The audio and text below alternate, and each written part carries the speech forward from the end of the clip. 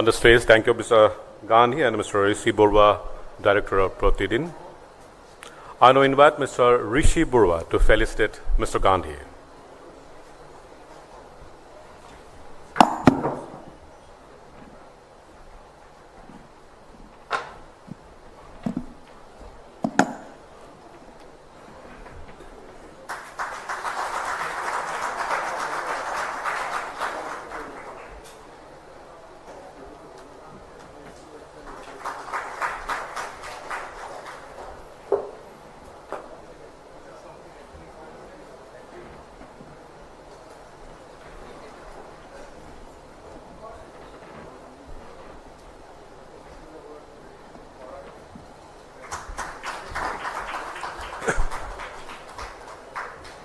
Ladies and gentlemen, once more I am requesting you to put the mobile in the silent mode so the conversation with Mr. Rishi Burwa and Mr. Gandhi can begin.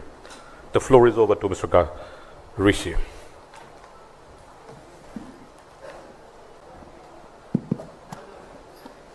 Good morning, ladies and gentlemen.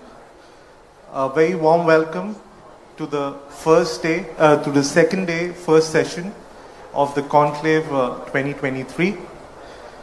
With me is a man who needs no introduction, the man himself, Shri Rahul Gandhi ji. At the very outset, I extend my warmest greetings and thank you, Rahul ji, for taking out time from his busy schedule to be a part of our humble endeavor. Before I start putting forward few questions, I would like to share a small story with you all. So around 2 months back, I reached out to Rahulji's office, seeked an appointment to invite him here today.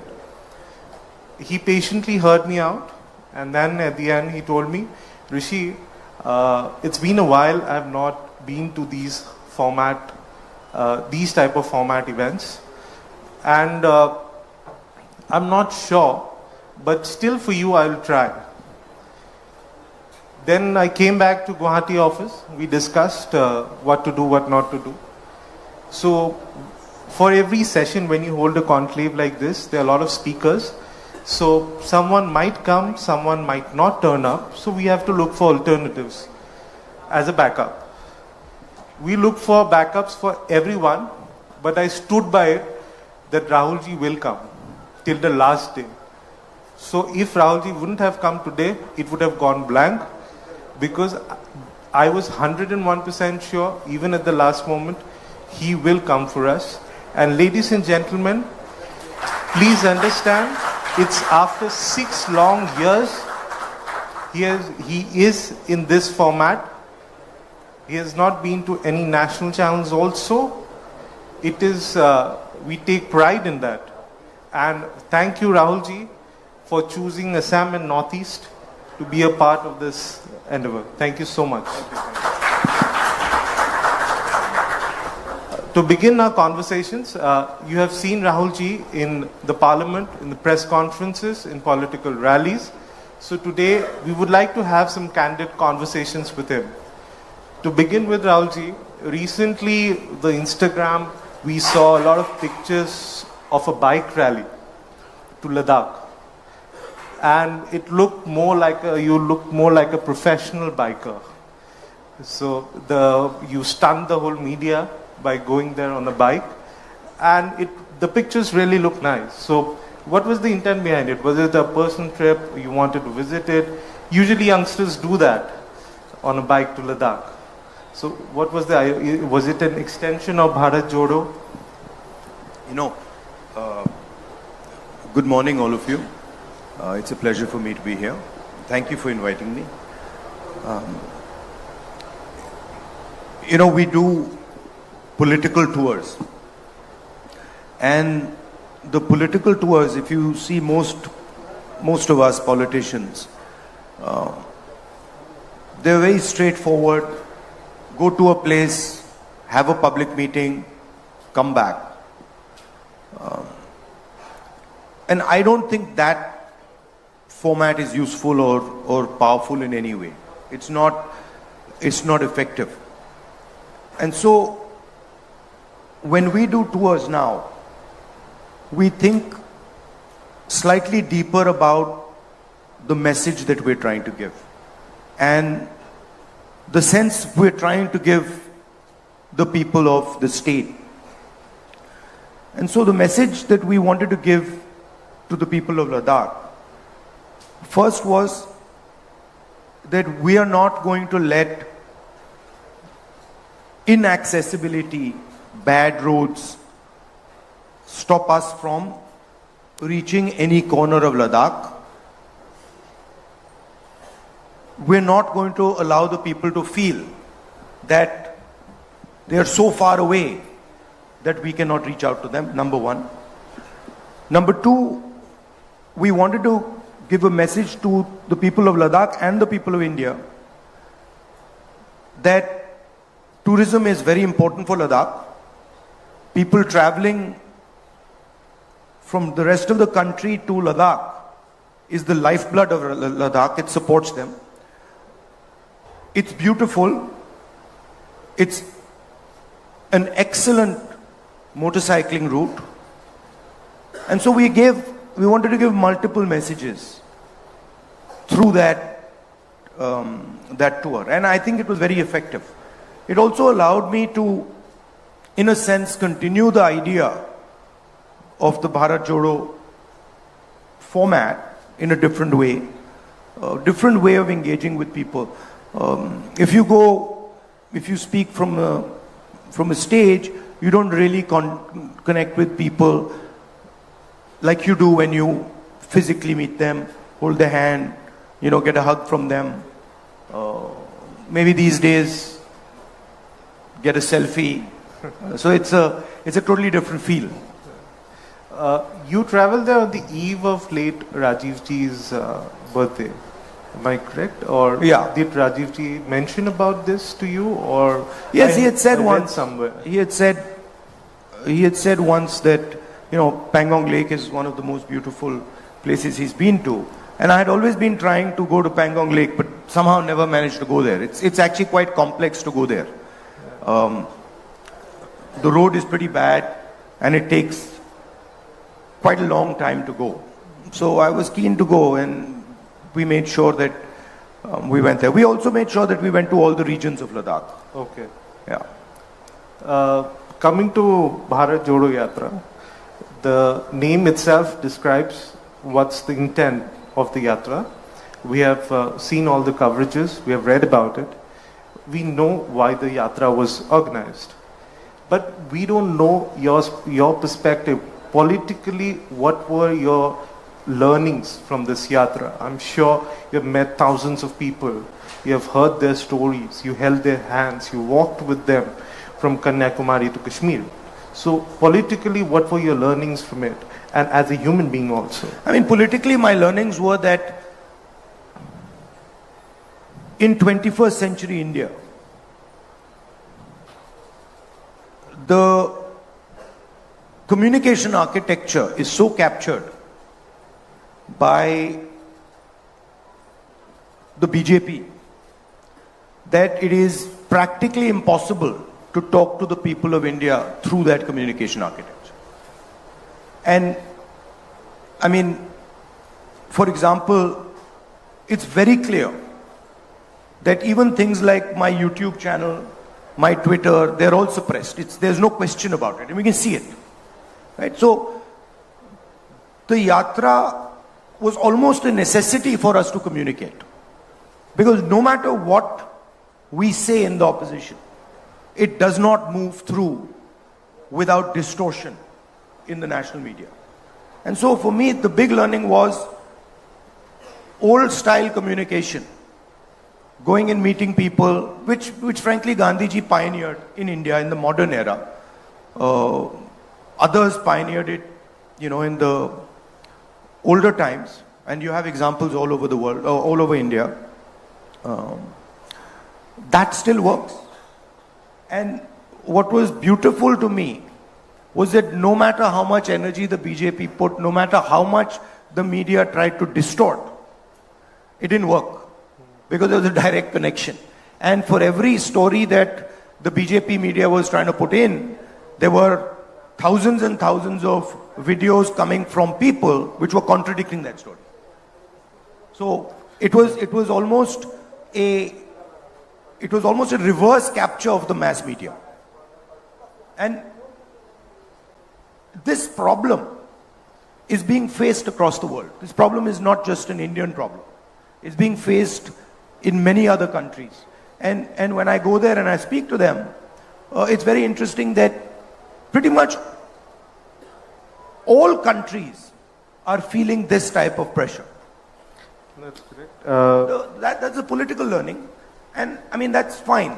But for me, the personal learning was even more interesting, which was that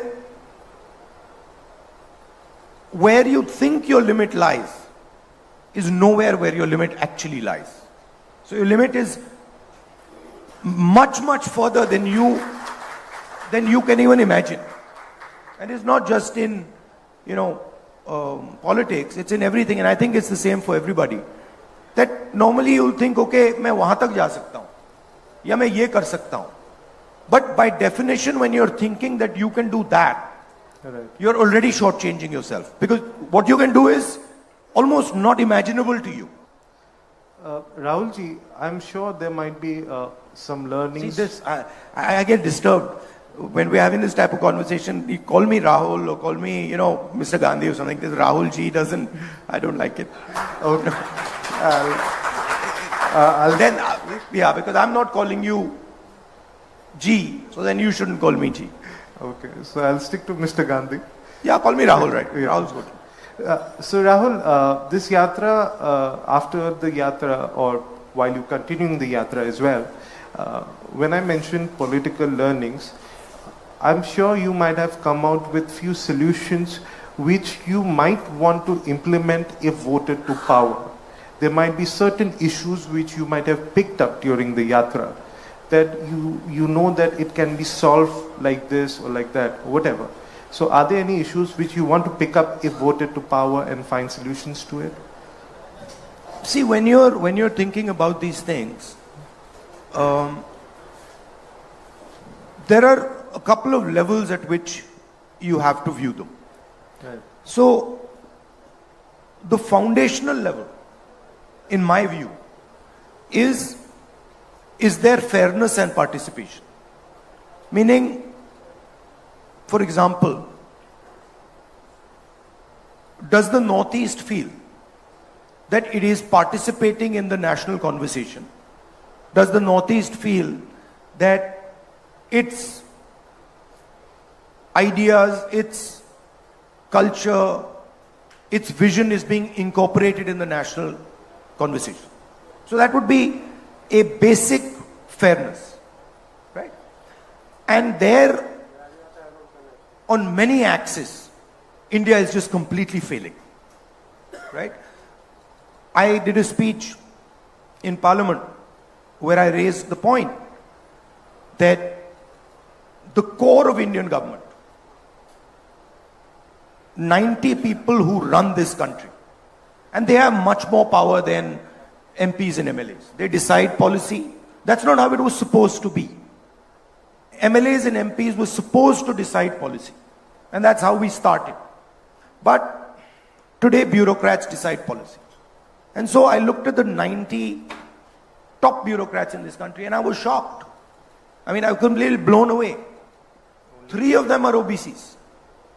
Now the question arises, what is the percentage of OBCs in India? What is the percentage of Dalits in India? What is the percentage of tribal minorities in India? If we do not know that, we cannot even begin to question, to address the issue of fairness. No, fairness, right?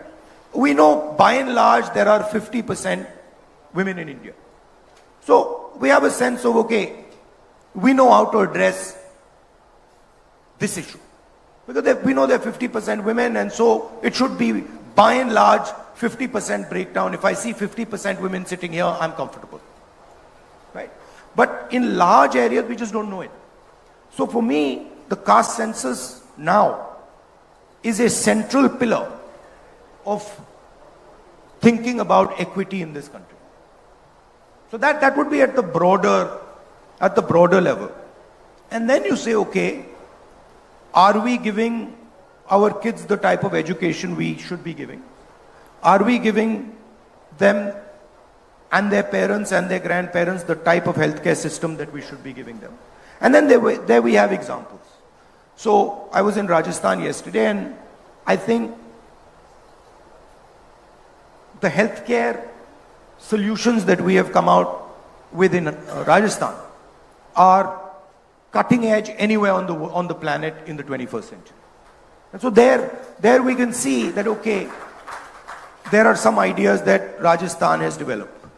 If you go to Chhattisgarh, some of the work that we are doing with connecting traditional production activities, manufacturing activities, some of the work we're doing with farmers is completely cutting edge. You go to Karnataka, the social security system we have set up in Karnataka is cutting edge. So there are examples of these things. We can look and say, okay, this state is doing well. Rajasthan can become a framework for a national healthcare solution. Rahulji, coming to Rajasthan, Chhattisgarh, when after 2014, non-BJP parties did win few of the states, and after that there was an air that there might be a change in 2019 in the government, but obviously that did not materialize. In coming days, you have 4 major state elections. You might win all of them, or might not win any of them, or might win 50% of them. No, the question of us not winning any of them is not going to happen. I'll tell you, there's no question. There's no way we're not going to win any of them. Okay. I would say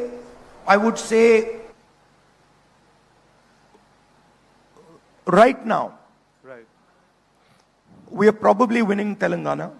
Right. We are certainly winning Madhya Pradesh. We are certainly winning Chhattisgarh. Okay. Rajasthan, we are very close, and we think we'll be able to win.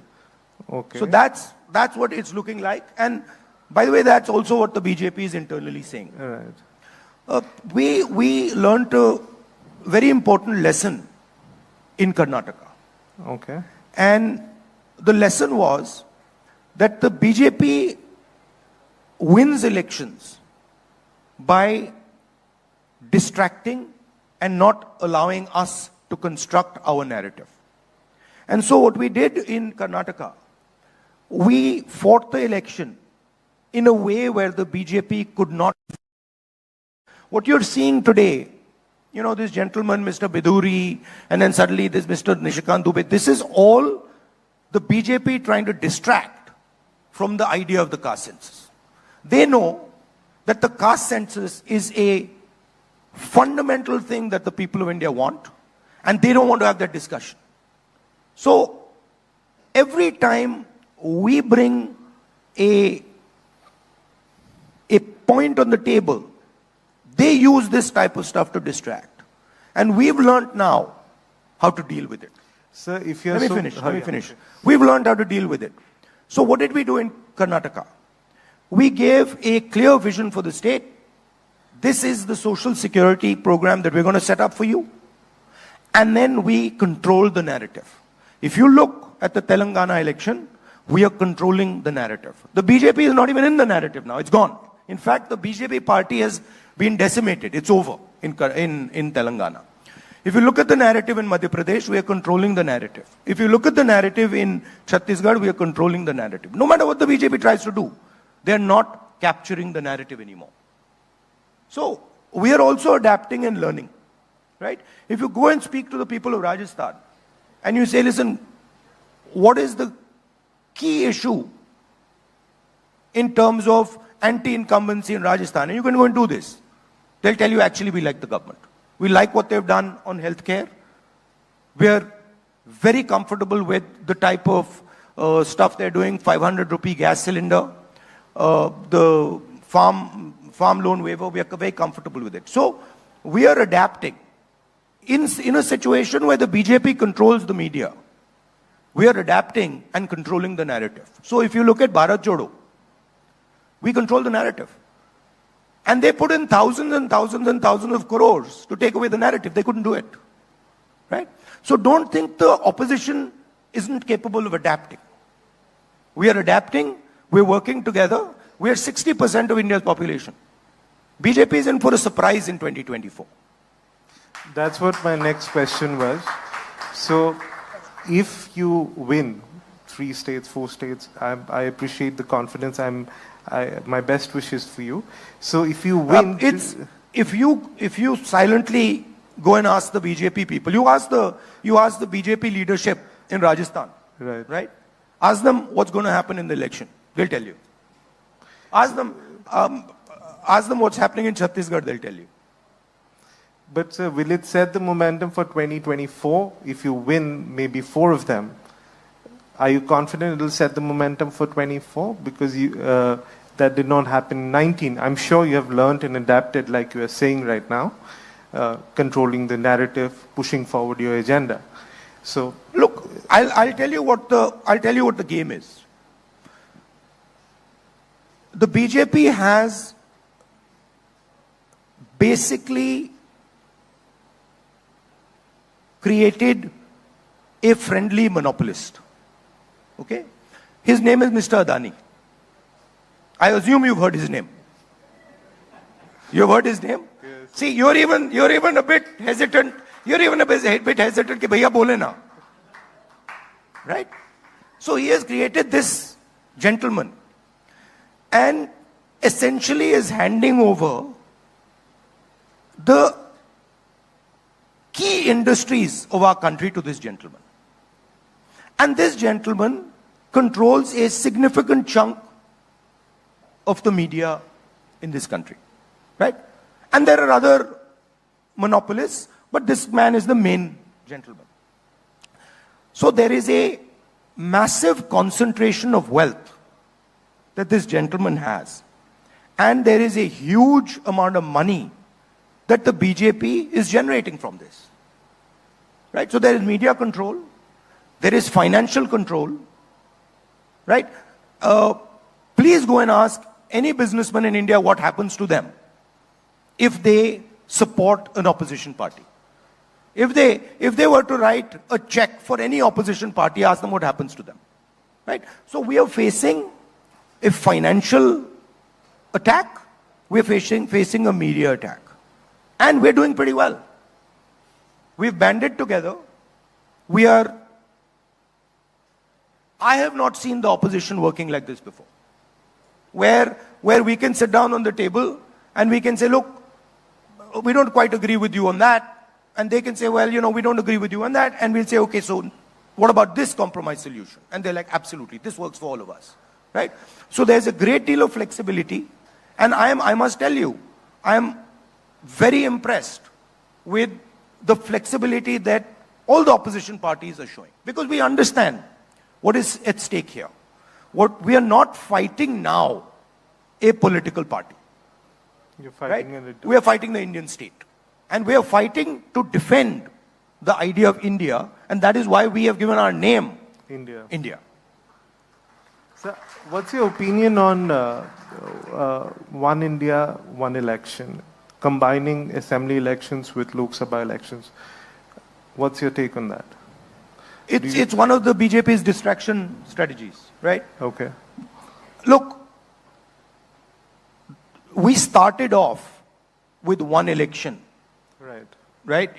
When we started our elections. Why do we have different dates? Because in the Indian system, a chief minister can say, actually, in year 2, I feel comfortable enough to win an election and I'm going to hold an election. Right? So, at any point, a chief minister can declare elections. Right? So, obviously that's why this has happened. Do you think it's practically possible with so many states, so many political dynamics, and then Lok Sabha? It's a distraction. It's a distraction. Look, the main issues in India are simple. Concentration of wealth. Huge inequality in wealth, number 1. Number 2, massive unemployment.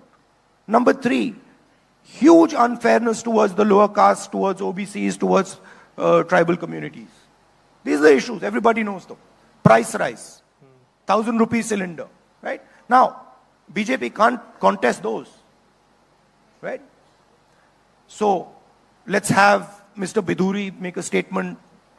Let's have, let's get together and sort of have elections together. Let's change the name of India. This is all distraction. We know it. We understand it. And we're not going to let them do it.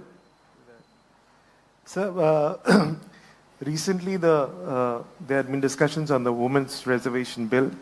And this is one of the bills where Congress party has come out in support of, but excluding the two footnotes which you had been mentioning in the parliament also, and also in your press conference recently. So, what is the reservation on that? The 29. The women's bill, which every single party has supported, can be implemented tomorrow morning.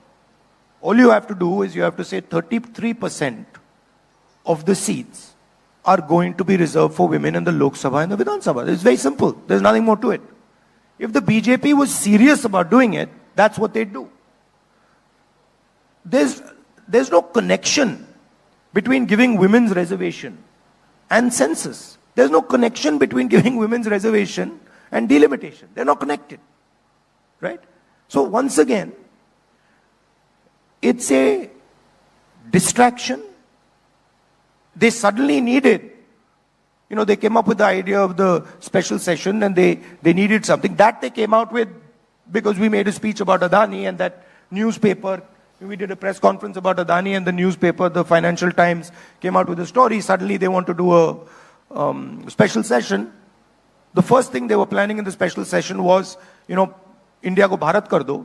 And then they got a backlash. They realized that there's a huge cost to this. People will not like this. So then they backed down on that. Now they've come out with this. But they've not actually given anything to the women of India.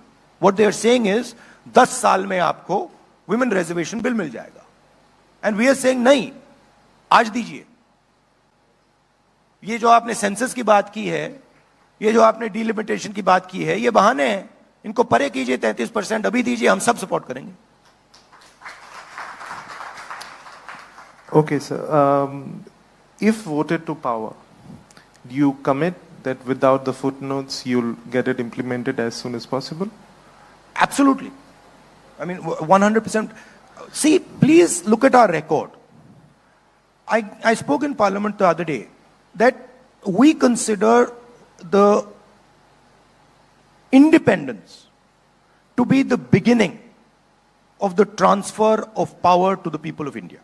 Not the end, the beginning. Right? One man, one vote. Institutions set up in the interest of the people of India. And we consider that to be work in progress. And we feel very strongly that Indian women are not participating in the political system the way they should be. The single biggest act to help Indian women participate in politics was carried out by the Congress party, which is 33% reservation in Panchayati Raj. That was a game changer. And we want to do this. And it's our record. Please also remember that when we were trying to pass the 33% reservation in Panchayati Raj, the BJP opposed us.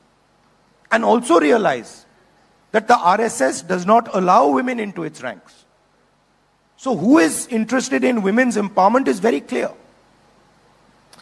Sir, coming to India Alliance, it's a new marriage. You have run a coalition government for 10 years, UPA 1, UPA 2. But now you have new partners in the India Alliance, which were your principal opponents in certain places. For example, Aam Aadmi Party in Delhi, TMC in Bengal. So as of now, it looks nice. It seems everything is going fine. But when it comes to distribution of tickets, there are many tall leaders in this alliance. You have worked with Sharad Pawar, but you have not worked with Uddhav Thackeray or Arvind Kejriwal. Of course we have. For a brief we've run a government with Uddhav Thackeray ji. You have not worked with Arvind Kejriwal. And there are many, like TMC, they might be there from outside support. But not... No, but we worked with Mamta ji. Mamta ji used to be in the Congress. Sir, my question to you is, going forward, like Aam Aadmi Party and Congress, you ruled Delhi for quite a long time, and now Aam Aadmi Party is strong in the Delhi politics. So what would be the dynamics then? Because you will also like to retain power in Delhi, they will also like to fight. Similarly, in West Bengal, TMC has shown its strength over a period of time. At the same time, the leader of opposition from your party is from West Bengal. So obviously, you would also like to throw some weight and win some seats from there. But TMC is quite strong there. They have shown their strength. They have a proven track record. How do you think you will manage these, and also accommodation of the tall leaders which are there as partners in your India alliance? So there are two things, right? The first thing is that the opposition is thinking about this election in a fundamentally different way than it thought about any other election before this one, which is that the opposition is united in the idea that India is now under attack. The concept of India, the concept of free elections, the concept of free speech, they are now under mortal threat as far as the BJP is concerned. So this is something that is unanimous, which means that our behavior has to change, which means that our flexibility has to increase, which means that we have to realize that we are now fighting for the soul of India, which requires a different level of cooperation. So that's the first point. The second point is, actually, if you look at the alliances, the bulk of them are pretty much stitched up. There are a couple question marks, but the bulk of them are stitched up, right? Kerala, Bihar, Madhya Pradesh, the big places, there's no issue. In some of the smaller places, there's an issue. We will try to iron out those issues, right? But the broader way we are dealing with each other is that we are seeing each other now as defending the idea of India. Earlier, we were thinking that, look, this is a fight between a political party and another political party. Now we're saying, no. Now, the RSS and the BJP are trying to destroy the idea of India. Free speech, participation of everybody, the destruction of anybody, any business person who stands against these monopolists. These are anti-India ideas. Sir, if voted to power, what is your idea? What are you going to do for the OBC? If, for example, you are saying BJP is deviating from the topic with the an urgent session, women's reservation bill, are you also planning to control the narrative? Like you said, you are learning from them and from the past experiences. Are you also controlling the narrative by speaking up for the OBCs? No. And plan something you have in mind to do for them? Look, once voted to power? If I used OBC as a frame, right? I was shocked that out of 90 people who control the government of India, 3 are from the OBC community, right? And those 3 people control 5% of the Indian budget.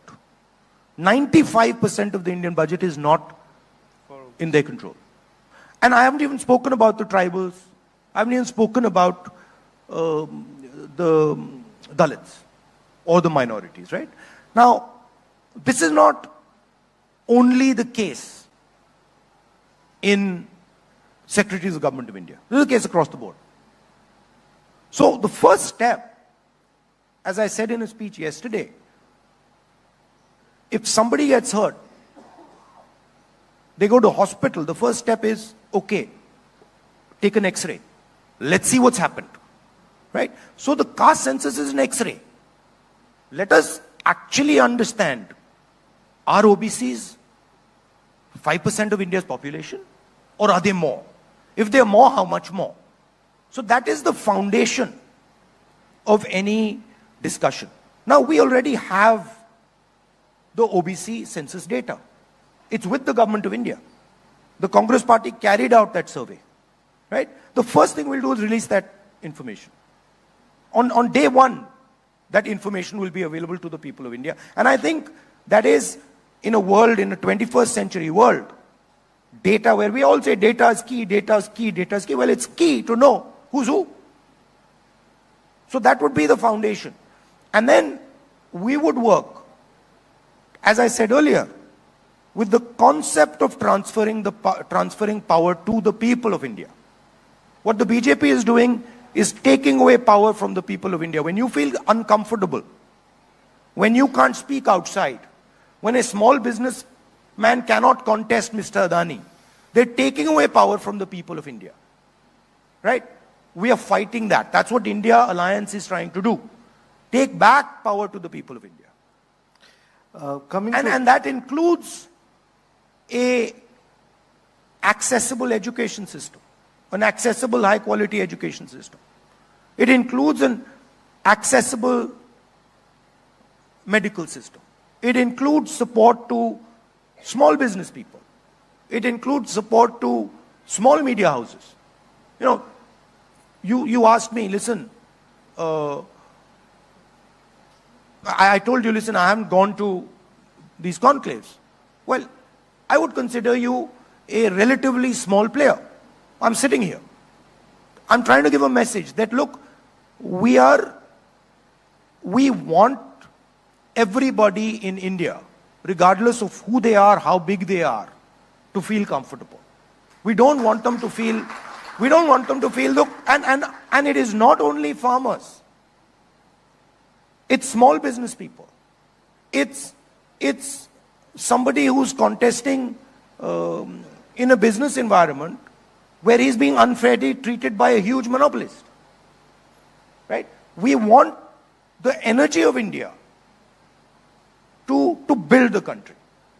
We don't believe that one or two people can build the country. We believe that if you really want to build the country, we have 1.4 billion people, and they should participate in the governance of this country. They should participate in businesses. They should participate in building the infrastructure. It should be a much more spread out process. So since we are from Assam and Northeast, so I'll like to ask a few things on that. So you are one of the few tall leaders who had visited Manipur and visited the relief camps and met the displaced people. So what are your learnings from there, and also few pointers which you wish to put forward to come out with a message, a solution for them? Look, I've been in politics. I've been in politics now since 2004. And I must have traveled to pretty much every district. Most districts I visited 2 or 3 times. Every state. I've never seen what I saw in Manipur. In my entire life in Indian politics, I've not seen it. Right? And I'll tell you the story. When we arrived there, all the communities were very happy for me to go. And they all invited me. When we arrived there, when we were going to visit one community, say we were going to visit the Kuki community or the Meitei community, we were told before we entered that, listen, we are very happy for you to come. But if in your security there is a person from the other community, we will shoot him. So we had to, before we entered the area, we had to say, okay, we are going into Kuki area. Meiteis, please leave. And then when we were going into Meitei area, we had to say, okay, we are going into Kuki area. Meitei, please leave. Now, I have never seen this. Where the government of India has absolutely no control, where the government of India cannot send its own paramilitary force, personnel into an area. So what has happened is that the politics of hatred that the BJP has been playing with has basically destroyed the state of Manipur. Manipur, you said the state of Manipur, and I was thinking, well, actually, no. The idea of Manipur does not exist anymore. It has to be brought back to life. And the culprit is the politics of the BJP. Right? So, that's an extreme example of what happens when you make people fight with each other. And we went, and we spoke to some of the administration people, and they said, look, we have no control.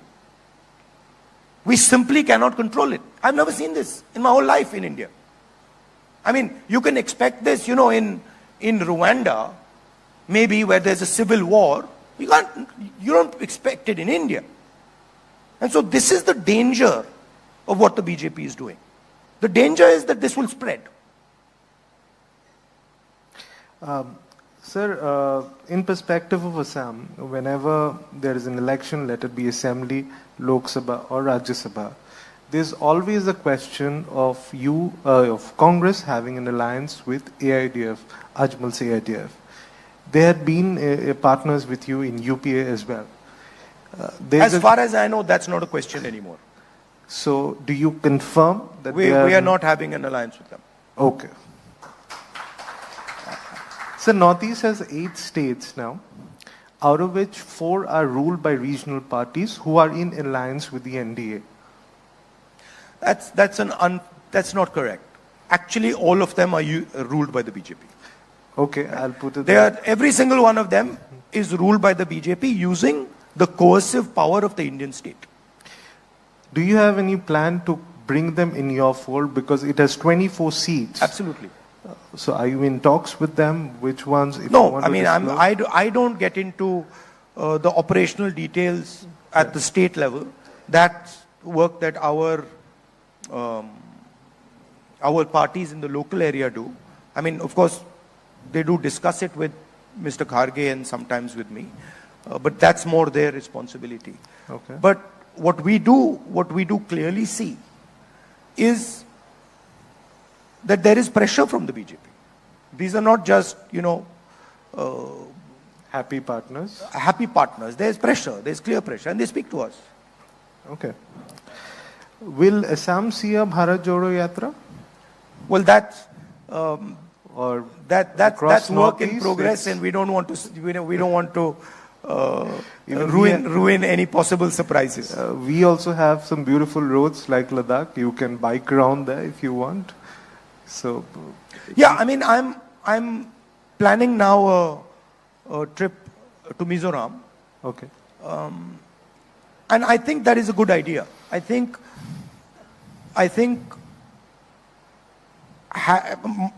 for myself, having a longer tour and a sort of deeper tour where I meet people in the different states of the Northeast, I think that would be a good thing. It would be very, very useful for me, because it allows me to understand with a bit more depth what the people of the region want. So it's something that we're thinking about and we'll do. And that's discussion in progress right now. Okay. So I'm sure all of us have... You're saying, is there going to be another Bharat Jodo Yatra? Please realize, walking 4,000 kilometers is not like something you do. You get up in the morning and say, chalo bhaiya, 4,000 kilometers chal dete. It's not an easy thing to do. It's hard. Right. So I'm sure all of us have... The tendency is, ठीक है भैया, south से north कर दिया, east से waste कर दो, अच्छा फिर इस साइड से इस एंगल से काटो, फिर इस साइड से काटो. No, I mean, those are difficult things. But I don't know about the timing, but the walk from Kanyakumari to Kashmir allowed me to see India through a particular lens, a particular framework. right? And I'm certain that the walk from east to west or west to east will allow me to see India from a different perspective and a different framework. I think walking from south to north is completely different than walking from West to east. west to east or east to west. It's a different paradigm. It's a different way of thinking. So I will have the opportunity, if we do it, to see India from a completely different perspective. So it's something that I'm quite keen to do. Okay, let's hope that. And you'll be surprised, but you'll be surprised that actually maza aata hai. It's a crazy thing, but maza aata hai. You meet people and you meet very interesting people. They tell you stuff. There's a lot of affection. People are very loving. You see it very differently than when you go in a flight or when you go in a car or when it's a completely different world because there is suffering involved. हमारे culture में जो तपस्या की बात करते हैं, it opens the mind actually. If you're sitting and you're in pain, you see all our ancient rishis and all sitting there, or you see images of the Buddha, or you see images of Guru Nanak sitting there. There's a reason. Because they are purposely putting themselves through stress. They're putting themselves through pain. They're putting themselves through disturbance. And when you do that, it opens your mind. It allows you to see things that you never see before.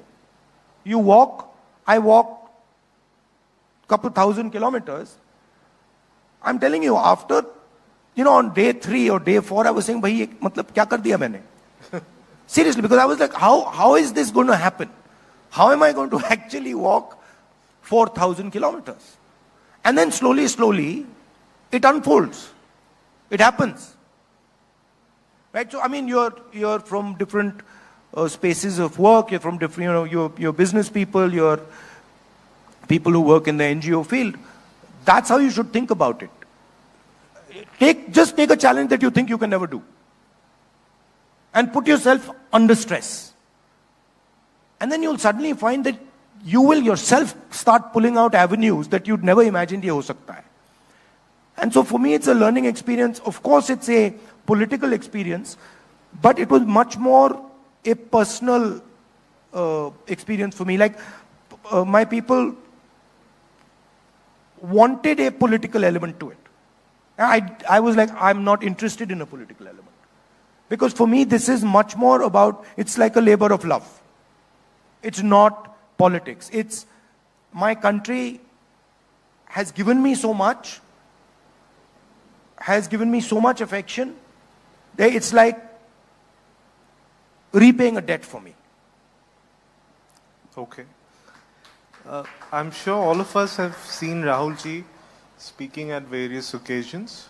So I've come up with a small quiz for you, and with this we'll end it. Okay. So it's a personal quiz. So you have to choose between the two. I'll give you 2 options. You have to choose between the two within 10 seconds. There are no prizes for it, but still you have to choose. So beginning, workout or Netflix and chill? Workout. Indian cuisine or Chinese? Both. Okay. Martial arts or scuba diving? Now see, these are both. but if you were to say, okay, it's situational. So if I'm working and, in Delhi and all, then martial arts. Okay. Scuba diving is something that you would do, you would have to go there, so. Bharat Joro beard or clean shaved? Either. This is a problem that the Congress always has with me, which is that I really am not too concerned about, beard hai, nahi hai. I'm quite okay with that. Yeah, I'm okay with, mujhe kuch bhi khana de do, koi bhi kapde de do, dadi. I'm not too attached to these things. Okay. Watching reels on social media or reading a book? Reading a book. Okay. Godfather or The Dark Knight? You know, that's a very difficult one. They're both very, very deep movies. You know, so I would go with both. Okay. Ice cream or Golgappa? Ice cream. Okay. If not a politician, then who? Anything. Any See, politician in particular? I don't see it like that. Politician is one frame of me, right?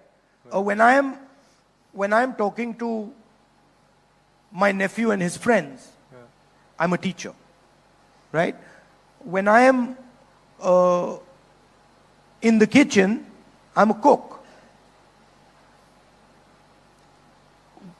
So we all have many different frames, right?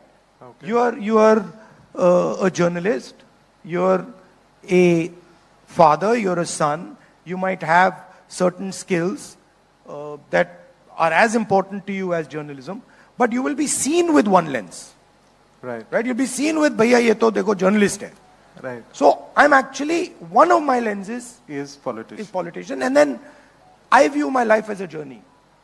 Right? So Correct. I like to learn and understand things on this journey. Okay.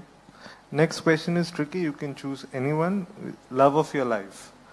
It can be a sport, a person, your mother, your sister, anyone. I mean, quite a few. So you can name one or two for I mean, us. my mother, my sister, my little puppy these days, he's, you know, and some of my friends. Yeah. Okay. Driving cars or riding bikes? I see them as the same thing. Okay. So it's, Which is more it's fun to basically, do? it's basically focus. Okay. Cricket or football or anything else? Football. Okay. Messi or Ronaldo? Ronaldo. Okay.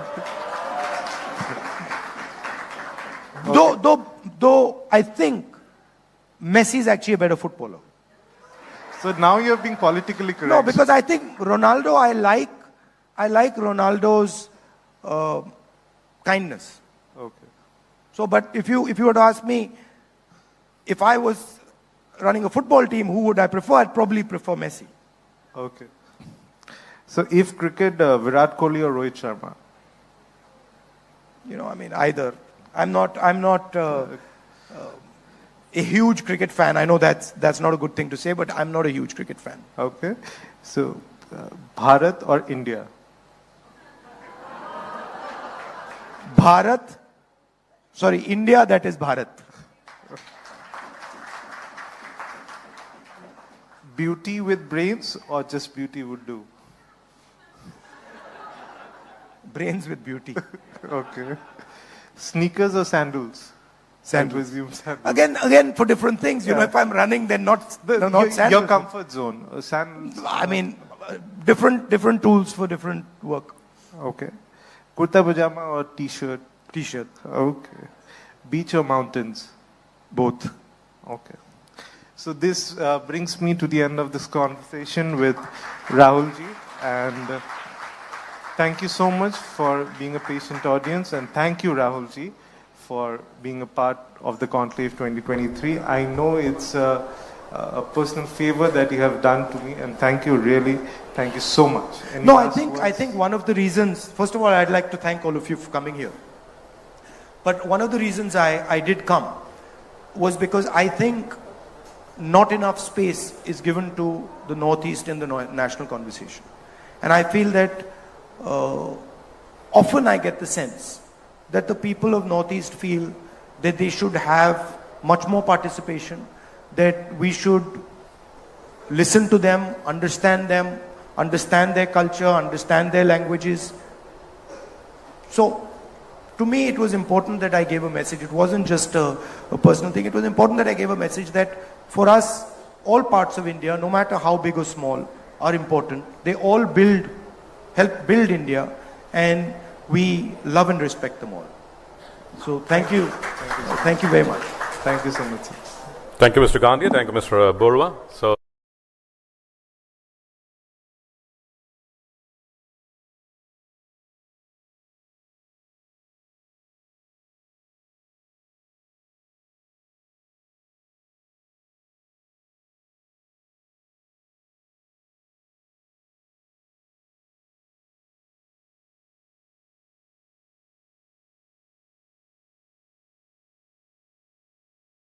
तो दोस्तों, चुनाव का ऐलान अभी हुआ